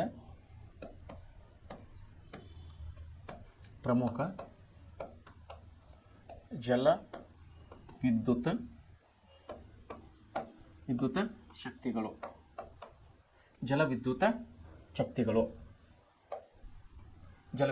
ಶಕ್ತಿಗಳು. ಭಾರತವು ಉತ್ಪಾದಿಸುತ್ತಿರುವ ವಿದ್ಯುತ್ ಶಕ್ತಿಯ ಮೂಲಗಳಲ್ಲಿ ಜಲವಿದ್ಯುತ್ ಶಕ್ತಿ 2ನೇ ಸ್ಥಾನವನ್ನು ಹೊಂದಿದೆ. ವಿದ್ಯುತ್ ಅಂದರೆ ನಿಮಗೆಲ್ಲ ಗೊತ್ತಿದೆ, ಕರೆಂಟ್. ನೋಡಿ ಕರೆಂಟ್ ವಿದ್ಯುತ್ ಶಕ್ತಿ ನಮಗೆ ಎಷ್ಟು ಅವಶ್ಯಕತೆ ಇದೆ ಅಂದರೆ ಅದ್ರ ಬಗ್ಗೆ ನಿಮಗೆ 2 ಮಾತನ್ನು ಹೇಳಕ್ಕೆ ಇಷ್ಟಪಡ್ತೀನಿ. ಕೇವಲ 5 ನಿಮಿಷ ನಮ್ಮ ಮನೆಯಲ್ಲಿ ಕರೆಂಟನ್ನು ಹೋದಾಗ, ಡೇನಲ್ಲಿ ಹೋಗಿದೆ ಓಕೆ ಅಡ್ಜಸ್ಟ್ಮೆಂಟ್, ರಾತ್ರಿ ಸಮಯದಲ್ಲಿ ಕರೆಂಟನ್ನು ಹೋದಾಗ ಅಥವಾ ವಿದ್ಯುತ್ತನ್ನು ಹೋದಾಗ ಎಷ್ಟು ತೊಂದರೆ ಅನುಭವಿಸ್ತೀವಲ್ಲ ಗೊತ್ತಾಗಲ್ಲ ನಿಮಗೆ. ತಾವು ಅಬ್ಸರ್ವ್ ಮಾಡ್ಬೋದು. ರಾತ್ರಿ ಸಮಯದಲ್ಲಿ ಕೇವಲ 5 ನಿಮಿಷ, ಜಾಸ್ತಿ ಬೇಡ, ಕೇವಲ 5 ನಿಮಿಷನೇ ಹೋದಾಗ, ಕರೆಂಟ್ ಹೋದಾಗ ನಾವು ಎಷ್ಟು ತಾಪತ್ರೆಯನ್ನು ಅನುಭವಿಸಲಾಗಿದ್ದೇವೆ ಅನ್ನೋದನ್ನು ತಾವು ಒಂದು ಸಾರಿ ವಿಷಯ ಗಮನಕ್ಕೆ ತಂದ್ಕೋಬೇಕು. ವಿದ್ಯಾರ್ಥಿಗಳು, ಇದರ ವಿದ್ಯುತ್ ಕ್ಷೇತ್ರಕ್ಕೆ ನಾವು ಬಂದಾಗ ಈಗ ಸ್ವಲ್ಪ ನಾನು 1 ನಿಮಿಷ ಹಿಂದ್ಗಡೆ ಹೋಗ್ಲಿಕ್ಕೆ ಇಷ್ಟಪಡ್ತೀನಿ. ಬಲ್ಬನ್ನು ಕಂಡುಹಿಡಿದವರು, ಬಲ್ಬ್ ಅಂದರೆ ಲೈಟ್, ಬಲ್ಬ್ ನಾವು ಮನೆಯಲ್ಲಿ ಹಚ್ತೀವಲ್ಲ ಬಲ್ಬನ್ನು ಕಂಡುಹಿಡಿದು ಯಾರು ಅನ್ನೋದು ಬಹುಶಃ ನಿಮಗೆ ಗೊತ್ತಿದೆ ಅನ್ಕೋತೀನಿ. ಒಂದು ಗೊತ್ತಿಲ್ಲ ಅಂದರೆ ತಾವು ನೆನಪಿಟ್ಕೊಡಿ. ಥಾಮಸ್ ಅಲ್ವಾ ಎಡಿಸನ್. ಯಾರೇ? ಥಾಮಸ್ ಅಲ್ವಾ ಎಡಿಸನ್ ಅನ್ನೋರು ಬಲ್ಬಿನಲ್ಲಿರುವ ಟಂಗಸ್ಟನ್ ವೈರ್ ಅಂದರೆ ಟಂಗಸ್ಟನ್ ಕೇಬಲ್, ಆ ಬಲ್ಬ್ ಇರ್ತಲ್ಲ, ಬಲ್ಬ್ನಲ್ಲಿ ಒಳಗೊಂದು ಕೇಬಲ್ ತಂತಿ ಬರ್ತದೆ, ಚಿಕ್ಕದಾದಂಥ ತಂತಿ. ಆ ತಂತಿ ಕಟ್ ಆತಂದ್ರೆ ಬಲ್ಬ್ ಫೇಲ್ ಆಗುತ್ತದೆ, ಶಾರ್ಟ್ ಆಗುತ್ತೆ. ಬಲ್ಬ್ ಶಾರ್ಟ್ ಆಗಿದೆ ಅಂತೀವಿ ನಾವು. ಅಂದ್ರೆ ಅರ್ಥ ಏನಂದ್ರೆ ಬಲ್ಬಿನಲ್ಲಿರುವಂಥ ತಂತಿಯನ್ನು ಕಟ್ ಆಗಿದೆ ಅಂತ ಅರ್ಥ. ಆ ತಂತಿಯನ್ನು ಕಂಡು ಹಿಡಿದ್ರು ಯಾರು? ಅಥವಾ ಬಲ್ಬನ್ನು. ಬಲ್ಬ್ ಮೀನ್ಸ್ ತಂತಿ ಎಲ್ಲ ಒಂದೇ. ಯಾಕಂದರೆ ತಂತಿ ಇತ್ತಂದರೆ ಬಲ್ಬ್ ಬೇಕು, ಮ್ಯಾಲಿನ ಕವರ್ ಅದು ಅಷ್ಟೇ. ಬೆಳಕೇನು ದೂರ ಪ್ರಮಾಣದಲ್ಲಿ ಏನು ಬೆಳಕೇನು ಕೊಡ್ತದಲ್ಲ, ಟ್ಯೂಬ್ ಏನಿದೆ ಅದು ಟ್ಯೂಬ್, ಬಲ್ಬಿನ ಟ್ಯೂಬ್, ಅದು ಒಳಗಿನಲ್ಲಿರುವಂಥ ತಂತಿಯನ್ನು ಕಂಡುಹಿಡಿದವರು ಯಾರು? ಥಾಮಸ್ ಅಲ್ವಾ ಎಡಿಸನ್. ಈ ಥಾಮಸ್ ಅಲ್ವಾ ಎಡಿಸನ್ ಅವರು ಈ ಬಲ್ಬನ್ನು ಕಂಡುಹಿಡಿಯಲಿಕ್ಕೆ 1,000 ಸಾರಿ, ನಾಟ್ ಎ 100, 100 ಸಾರಿ ಇಲ್ಲ, 1,000 ಸಾರಿ ಅವರು ಪ್ರಯತ್ನ ಪಟ್ಟಿದ್ದರು. ಅಂದರೆ ಸುಮಾರು 999 ಸಾರಿ ಅವರು ಫೇಲ್ ಆಗಿದ್ದರು ಆ ಯೋಜನೆಯಲ್ಲಿ. ಅಂದರೆ ಆ ಟಂಗಸ್ಟನ್ ತಂತಿಯನ್ನು ಕಂಡುಹಿಡಿದ್ರಲ್ಲಿ ಅವರು ಫೇಲ್ ಆಗಿ, ಆದರೂ ಕೂಡ ಅವರ ಛಲವನ್ನು ಬಿಡದೆ, ಅವರ ಒಂದು ಹಠವನ್ನು ಬಿಡದೆ, ಅವರ ಗುರಿ ಮುಟ್ಟಲಿಕ್ಕೆ ಅಂದರೆ ಬಲ್ಬನ್ನು ಕಂಡುಹಿಡಲಿಕ್ಕೆ ಅವರು ಪ್ರಯತ್ನ ಮಾಡಿ, ಅದಕ್ಕೆ ಹೇಳ್ತಾರೆ ಇಂಗ್ಲೀಷ್ನಲ್ಲಿ try and try more than success ಅಂತ ಹೇಳಿ. ಅಂದರೆ ಟ್ರೈ ಆ್ಯಂಡ್ ಟ್ರೈ, ಪ್ರಯತ್ನ ಮಾಡಿದ್ರೆ ಇನ್ನೂ ಪ್ರಯತ್ನ ಮಾಡಿ, ಪ್ರಯತ್ನ ಮಾಡಿದ್ರೆ ಇನ್ನೂ ಪ್ರಯತ್ನ ಮಾಡಿ. ಸೊ ಅದಕ್ಕೆ ಟ್ರೈ ಆ್ಯಂಡ್ ಟ್ರೈ ಅಂತೇವೆ ನಾವು. ಟ್ರೈ ಆ್ಯಂಡ್ ಟ್ರೈ ಮಾಡಿದಾಗ ಮೋರ್ ದೆನ್ ಸಕ್ಸಸ್ ಅಂದರೆ ನಾವು ಹೆಚ್ಚಿನ ನಾವು ಯಶಸ್ವಿಯನ್ನು ಪಡಿಬಹುದು. ಹೆಚ್ಚಿನ ಯಶಸ್ವಿಯನ್ನು ಪಡೆಯುವುದು ಟ್ರೈ ಮಾಡಿದಾಗ. ಒಂದು ವೇಳೆ ಟ್ರೈ ಮಾಡಿಲ್ಲ ಅಂದರೆ ನೋ, ಯಶಸ್ವಿ ಪಡೆಯೋದಿಲ್ಲ. ಸೊ ವಿದ್ಯಾರ್ಥಿಗಳು ಯಾಕೆ ಹೇಳ್ತಾ ಇದ್ದೇನೆ, ಜಲವಿದ್ಯುತ್ ಶಕ್ತಿಗೆ ನಾವು ಬಂದಿದ್ದಕ್ಕಾಗಿ ಜಲವಿದ್ಯುತ್ ಬಗ್ಗೆ ನಾನು 2 ನಿಮಿಷ ಮಾತಾಡೋಕ್ಕೆ ನಿಮಗೆ ಈ ಸಮಯವನ್ನು ತೊಗೊಂಡಿದ್ದೇನೆ. ವಿದ್ಯುತ್ ಅಂದ ತಕ್ಷಣ ಕರೆಂಟ್ ನಮ್ಮ ಮನೆಯಲ್ಲಿ ಹಗಲು ಸಮಯದಲ್ಲಿ 5 ನಿಮಿಷ ಹೋಗಿದೆ, 10 ನಿಮಿಷ ಹೋಗಿದೆ, ಅರ್ಧ ತಾಸು ಹೋಗಿದೆ, ಓಕೆ. ಆದರೆ ರಾತ್ರಿ ಸಮಯದಲ್ಲಿ 5 ನಿಮಿಷ ಹೋದರೆ ಎಷ್ಟು ತ್ರಾಸ ಆಗುತ್ತೆ, ಎಷ್ಟು ಕಷ್ಟ ಆಗುತ್ತೆ ನಿಮಗೆ, ನನಗೆ, ಅದು ನಿಮಗೂ ಗೊತ್ತಿದೆ, ನನಗೂ ಗೊತ್ತಿದೆ. ಸೊ ಇಂಥ ಒಂದು ಅದ್ಭುತವಾದಂಥ ಆವಿಷ್ಕಾರ ಮಾಡಿದಂಥ ಥಾಮಸ್ ಅಲ್ವಾ ಎಡಿಸನ್ಗೆ ನಾವು ಈ ಒಂದು ಕ್ಷಣದಲ್ಲಿ ನಾವು ನೆನಪು ಮಾಡಿಕೊಳ್ಳೋದು ಉಚಿತ ಅಂತೇಳಿ ನನಗನ್ನಿಸ್ತಾ ಇದೆ. ಯಾಕಂದರೆ ಇವತ್ತು ಟಂಗಸ್ಟನ್ ತಂತಿ ಇಲ್ಲ ಅಂದರೆ, ಬಲ್ಬಿನಲ್ಲಿರುವಂಥ ಟಂಗಸ್ಟನ್ ತಂತಿ ಇಲ್ಲ ಅಂದರೆ ಇವತ್ತು ಕರೆಂಟ್ ಇಲ್ಲ, ಬಲ್ಬು ಇಲ್ಲ, ವಿದ್ಯುತ್ ಇಲ್ಲ, ನೀವು ಇಲ್ಲ, ನಾನು ಇಲ್ಲ. ಯಾಕಂದರೆ ನಮ್ಮ ಕ್ಲಾಸಿಗೆ ನಡೀತಾ ಇರೋದು ಆನ್ಲೈನ್ ಕ್ಲಾಸ್, ಅಂದರೆ ವಿದ್ಯುತ್ ಮೇಲೆ. ನೋಡಿ ಈಗ ಲೈಟ್ ಎಲ್ಲ ನಮ್ಮ ಸ್ಟುಡಿಯೋದಲ್ಲಿ, ನಮ್ಮ ಕ್ಯಾಮರಾಗಳ ಸುತ್ತಮುತ್ತ ಎಲ್ಲ ಕಡೆ ಲೈಟ್ಗಳಿವೆ. ನಾನು ನಿಮ್ಮನ್ನು ಕಾಣ್ತಾ ಇದ್ದೀನಿ. ಲೈಟ್ಗಳು ಬಂದ್ ಮಾಡಿದ್ರೆ, ಆಫ್ ಮಾಡಿದ್ರೆ ಕತ್ತಲಾಗ್ತದೆ, ನಾನು ನಿಮ್ಮನ್ನು ಕಾಣ್ತೀನ? ನೋ. ಸೊ ಬಲ್ಬನ್ನು ಅಷ್ಟು ಇಂಪಾರ್ಟೆಂಟ್ ಇದೆ. ಮತ್ತು ಬಲ್ಬಿಗೆ ಸರಬರಾಜು ಆಗ್ತಾ ಇರೋದಂತ ಯಾವುದ್ರಿ? ಕರೆಂಟ್, ವಿದ್ಯುತ್. ಈ ವಿದ್ಯುತ್ ಏನದ 2 ಭಾಗಗಳಿಂದ ನಾವು ಈಗ ಸುಮಾರು ಮೂಲಗಳಾಗಿವೆ. ಸೌರ ವಿದ್ಯುತ್ ಆಗಿದೆ, ಜಲ ವಿದ್ಯುತ್ ಇದೆ, ಕಲ್ಲಿದ್ದಲೇ ನಾವು ವಿದ್ಯುತ್ತನ್ನು ತಯಾರು ಮಾಡುವವರಾಗಿದ್ದೇವೆ. ಹಲವು ಈಗ ಯೋಜನೆಗಳು. ಪವನ್ ಆಗಿದೆ, ಈಗ ಸೋಲಾರ್ ಸಿಸ್ಟಮ್ ಆಗಿದೆ. ಪವನ್ ಅಂದರೆ ಗುಡ್ಡಗಾಡು ಪ್ರದೇಶ ಮೇಲೆ ಫ್ಯಾನ್ಗಳಿತ್ತು, ತುಂಬ ದೊಡ್ಡದಾದಂಥ ಫ್ಯಾನ್ಗಳು ತಿರುಗ್ತಾ ಇರ್ತವೆ. ಸೊ ಒಂದರ ರೌಂಡಿಗೆ ಇಂತಿಷ್ಟು ಯೂನಿಟ್ ಅಂತ ಹೇಳಿ ಅದು ಕರೆಂಟನ್ನು ಉತ್ಪಾದನೆ ಮಾಡ್ತದೆ. ಅದನ್ನೆಲ್ಲ ಕರೆಂಟ್ ಹೇಗೆ ಉತ್ಪಾದನೆ ಆಯಿತು, ಅದು ಪ್ಲಸ್ ಮೈನಸ್, ಪಾಸಿಟಿವ್ ನೆಗೆಟಿವ್, ಋಣ ಧನ, ಅದೆಲ್ಲ ನಿಮಗೆ ನಿಮ್ಮ ಸೈನ್ಸ್ ಟೀಚರ್ ಹೇಳ್ಕೊಡ್ತಾರೆ. ಸೊ ನಾನು ಒಂದು ಮಾಹಿತಿ ಇದಕ್ಕಾಗಿ ಒಂದು ಬೇಸಿಕ್ ಆದಂಥ ವಿಷಯವನ್ನು ನಿಮಗೆ ಈಗ ಹೇಳಿಕೊಟ್ಟಿದ್ದೀನಿ. ಥಾಮಸ್ ಅಲ್ವಾ ಎಡಿಸನ್ ಅನ್ನೋರು ಬಲ್ಬನ್ನು ಕಂಡಿದ್ದಾರೆ. ವಿದ್ಯುತ್ತಿನ ಬಲ್ಬಿನ ತಂತಿ, ಅದಕ್ಕೆ ಅದರ ಹೆಸರು ಟಂಗಸ್ಟನ್ ಅಂತ ಹೇಳಿ ಅದರ ತಂತಿ ಹೆಸರು. ಸೊ ಆ ತಂತಿ ಇದಕ್ಕಾಗಿ ಬಲ್ಬ್ ಬೀಳ್ತದೆ. ವಿದ್ಯುತ್ತನ್ನು ಅಲ್ಲಿ ಸರಬರಾಜು ಆದಮೇಲೆ ನಮಗೆ ಬೆಳಕನ್ನು ಕೊಡ್ತದೆ. ಸೊ ಬೆಳಕಿನ ವಿಷಯಕ್ಕೆ ಯಾಕೆ ಬಂದೆ ನಾನು ಅಂದರೆ, ಹಗಲು ಸಮಯದಲ್ಲಿ 10 ನಿಮಿಷ ಕರೆಂಟ್ ಹೋದರೆ ನಡೀತೆ, ರಾತ್ರಿ ಸಮಯದಲ್ಲಿ ಕರೆಂಟ್ ಹೋದರೆ ನಿಮಗೆ ನನಗೆ ತುಂಬ ತ್ರಾಸ ಆಗುತ್ತದೆ, ಕಷ್ಟ ಆಗುತ್ತೆ. ಸೊ ಅದಕ್ಕಾಗಿ ಅದರ ಪ್ರಾಮುಖ್ಯತೆ ಎಷ್ಟಿದೆ ಅನ್ನೋದನ್ನು ನಿಮಗೆ ಒಂದು ಸಾರಿ ನೆನಪು ಮಾಡಲಿಕ್ಕೆ ಈ ಒಂದು ವಿಷಯ ನಾನು ತೆಗೆದಿದ್ದೇನೆ. ಸೊ ವಿದ್ಯಾರ್ಥಿಗಳೇ, ನಾವು ವಿಷಯಕ್ಕೆ ಬರೋಣ. ಭಾರತ ಉತ್ಪಾದಿಸುವ ವಿದ್ಯುತ್ ಶಕ್ತಿ ಮೂಲಗಳೇ ಜಲವಿದ್ಯುತ್ 2ನೇ ಸ್ಥಾನವನ್ನು ಪಡೆದಿದೆ. ಎಲ್ಲಕ್ಕಿಂತ ಹೆಚ್ಚಿನ 2ನೇ ನಾವು ವಿದ್ಯುತ್ತನ್ನು ಉತ್ಪಾದಿಸುವುದು ಜಲವಿದ್ಯುತ್ ಶಕ್ತಿಯಿಂದ. ಇದು ದೇಶವು 2011 ಪ್ರಕಾರ ಉತ್ಪಾದಿಸುತ್ತಿರುವ ಒಟ್ಟು ವಿದ್ಯುತ್ತಿನಲ್ಲಿ 13.90% ವಿದ್ಯುತ್ತನ್ನು ನಾವು ಜಲಮೂಲಗಳಿಂದ ನಾವು ಉತ್ಪಾದನೆಯನ್ನು ಮಾಡುವರಾಗಿದ್ದೇವೆ. 2011ರ ಪ್ರಕಾರ ಅಂದರೆ 2011ರ ಸರ್ವೆಯ ಪ್ರಕಾರ ನಾವು ಈ ಒಂದು ಎಷ್ಟು 13.90% ವಿದ್ಯುತ್ತನ್ನು ನಾವು ಜಲವಿದ್ಯುತ್ ಶಕ್ತಿಯಿಂದ ಉತ್ಪಾದನೆಯನ್ನು ಮಾಡುವರಾಗಿದ್ದೇವೆ. ಆಮೇಲೆ ಭಾರತವು ಸುಮಾರು 411 ಬಿಲಿಯನ್ ಕಿಲೋವ್ಯಾಟ್ಸ್ ಜಲವಿದ್ಯುತ್ ಉತ್ಪಾದನೆಯ ಸಾಮರ್ಥ್ಯವನ್ನು ಹೊಂದಿದೆ ಎಂದು ಅಂದಾಜು ಮಾಡಲಾಗಿದೆ. ಎಷ್ಟು ಕಿಲೋವ್ಯಾಟ್ ರೀ? 1 ಕಿಲೋವ್ಯಾಟ್ ಅಂದರೆ ಅದು ಸುಮಾರು ಯೂನಿಟ್ಸ್ಗಳನ್ನು ಒಳಗೊಂಡಿರುತ್ತದೆ. 100 ಯೂನಿಟ್, 1000 ಯೂನಿಟ್ ಹೀಗೆ. ಸೊ ಅಂಥವು ಎಷ್ಟು ಬಿಲಿಯನ್ ಕಿಲೋವ್ಯಾಟ್ಸ್ ಅಂದರೆ 410 ಬಿಲಿಯನ್ ಕಿಲೋವ್ಯಾಟ್ಸ್. 2011ರ ಪ್ರಕಾರ, 2011ರ ಸರ್ವೆ ಪ್ರಕಾರ 411 ಬಿಲಿಯನ್ ಕಿಲೋವ್ಯಾಟ್ ವಿದ್ಯುತ್ತನ್ನು ನಮ್ಮ ದೇಶದಲ್ಲಿ ಉತ್ಪಾದನೆ ಆಗ್ತಾ ಇದೆ. ಆದರೆ ಪ್ರಸ್ತುತ ಜಲವಿದ್ಯುತ್ತಿನ ಉತ್ಪಾದನೆ ಕೇವಲ 106.68 ಬಿಲಿಯನ್ ಕಿಲೋವ್ಯಾಟ್ಸ್ಗಳು. 106.60 ಬಿಲಿಯನ್ ಕಿಲೋವ್ಯಾಟ್ ಅನ್ನೋದು ನಾವು ವಿದ್ಯುತ್ ಶಕ್ತಿಯಿಂದ ವಿದ್ಯುತ್ತನ್ನು ಉತ್ಪಾದನೆ ಮಾಡುವರಾಗಿದ್ದೇವೆ. ಈ ಕೆಳಗಿನ ರಾಜ್ಯಗಳು ವಿದ್ಯುತ್ ಶಕ್ತಿಯನ್ನು ಉತ್ಪಾದಿಸುವ ಕೇಂದ್ರಗಳನ್ನು ಹೊಂದಿವೆ. ಅಂದರೆ ನೀರಿನಿಂದ ಉತ್ಪಾದಿಸುವಂಥ ಕರೆಂಟ್ಗೆ ನಾವು ಜಲವಿದ್ಯುತ್ ಅಂತ ಕರಿತೇವೆ.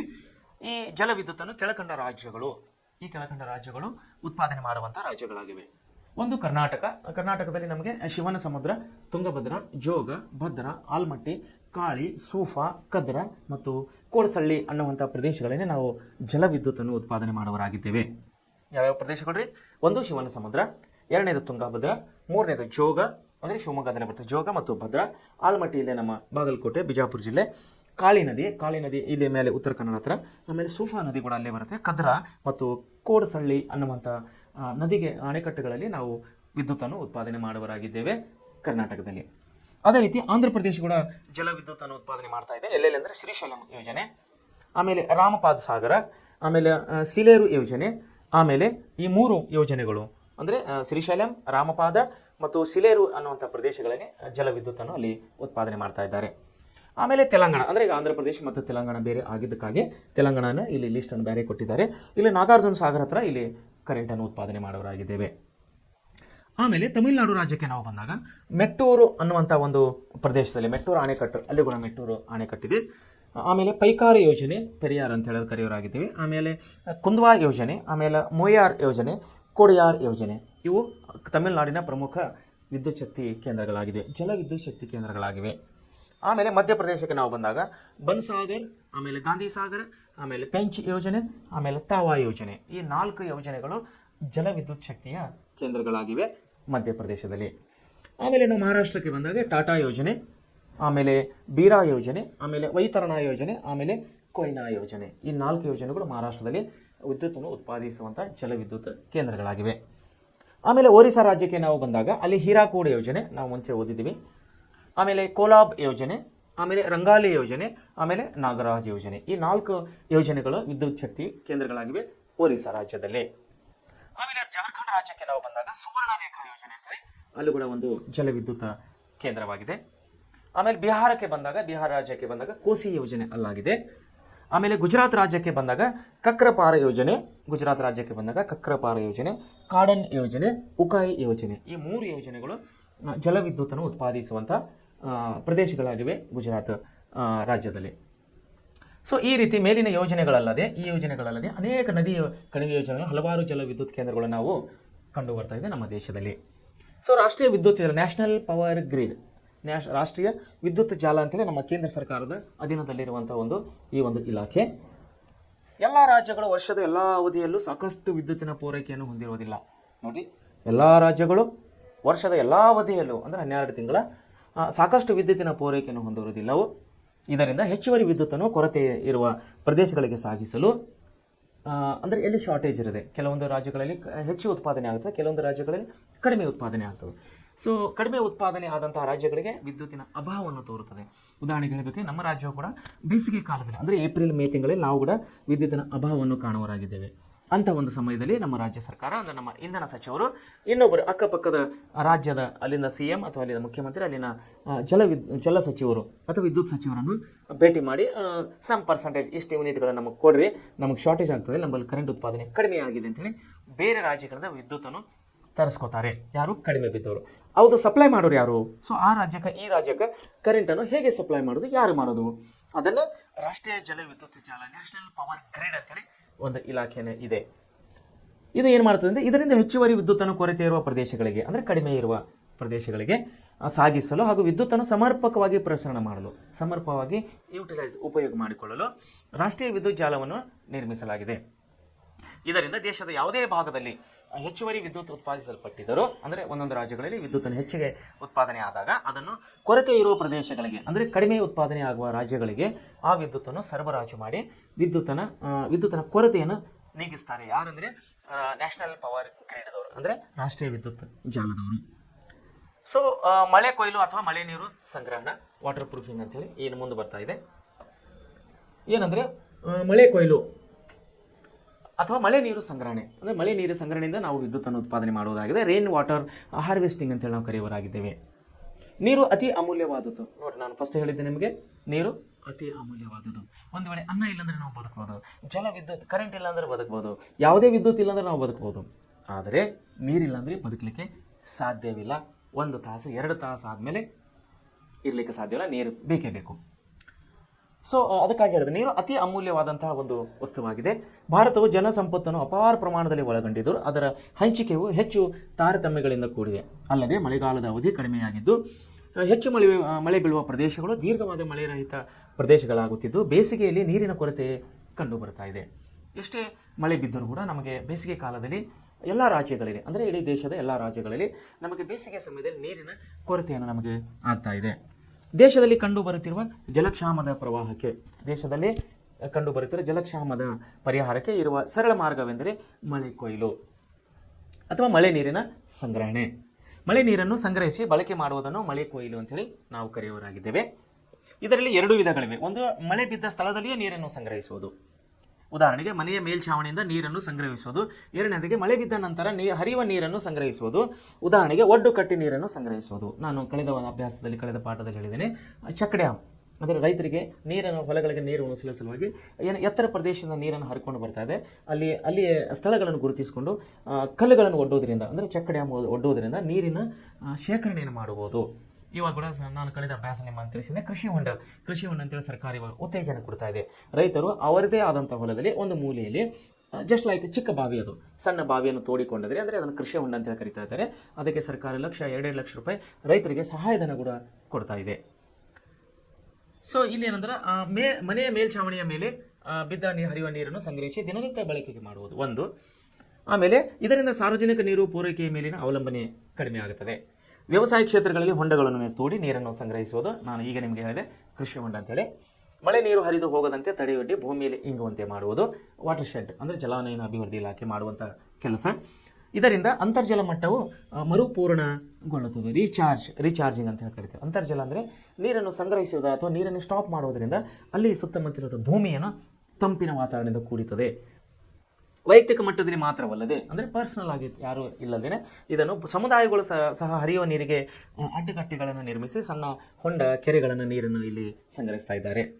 ಕರ್ನಾಟಕದಲ್ಲಿ ಮಳೆ ಕೊಯ್ಲು ಪುರಾತನ ಕಾಲದಿಂದಲೂ ರೂಢಿಯಲ್ಲಿದೆ. ನಮ್ಮ ರಾಜ್ಯಾದ್ಯಂತ ಕಂಡುಬರುವ ಕೆರೆ, ಕಟ್ಟೆ, ಹೊಂಡ ಮೊದಲಾದವುಗಳು ಮಳೆ ನೀರಿನ ಸಂಗ್ರಹಣೆ ವಿಧಾನಗಳಾಗಿವೆ.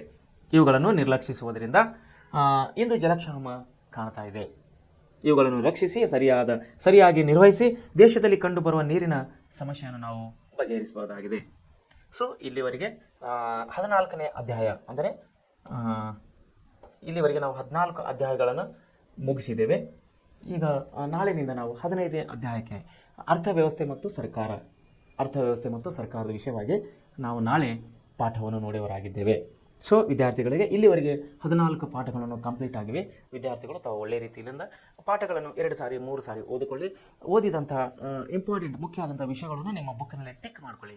ಪೆನ್ನಿನಿಂದ ಅಂಡರ್ಲೈನ್ ಮಾಡ್ಕೊಳ್ಳಿ. Because important matter important words ಅಂಥೇಳಿ ಅಲ್ಲಿ ಟಿಕ್ ಮಾಡಿಕೊಂಡು ಪದೇ ಆಗಿ ಓದೋದ್ರಿಂದ ನಿಮ್ಮ ಬುದ್ಧಿ ಸಾಮರ್ಥ್ಯ ಮಟ್ಟ ಹೆಚ್ಚಿನ ಆಗಬಹುದಾಗಿದೆ. ಸೊ ಅದಕ್ಕಾಗಿ ತಾವು ಇವೆಲ್ಲ 14 ಪಾಠಗಳನ್ನು ಒಳ್ಳೆಯ ರೀತಿಯಲ್ಲಿ ಓದಿಕೊಡ್ರಿ. ನಿಮಗೆ ಏನೇ ಸಂಶಯ ಇದ್ದರೆ ನಮ್ಮ ಸಂಸ್ಥೆ ಮುಖ್ಯಸ್ಥರನ್ನು ಸಂಪರ್ಕಿಸಿರಿ ಅಥವಾ ಕಮೆಂಟ್ ಬಾಕ್ಸ್ನಲ್ಲಿ ತಾವು ತಿಳಿಸಿರಿ. ನಿಮಗೆ ತಿಳಿಯಲಾರದ ವಿಷಯಗಳನ್ನು ನಾವು ಇನ್ನೊಂದು ಸಾರಿ ನಿಮಗೆ ಹೇಳಿ ತಿಳಿಸುವರಾಗಿದ್ದೇವೆ. ಧನ್ಯವಾದಗಳು.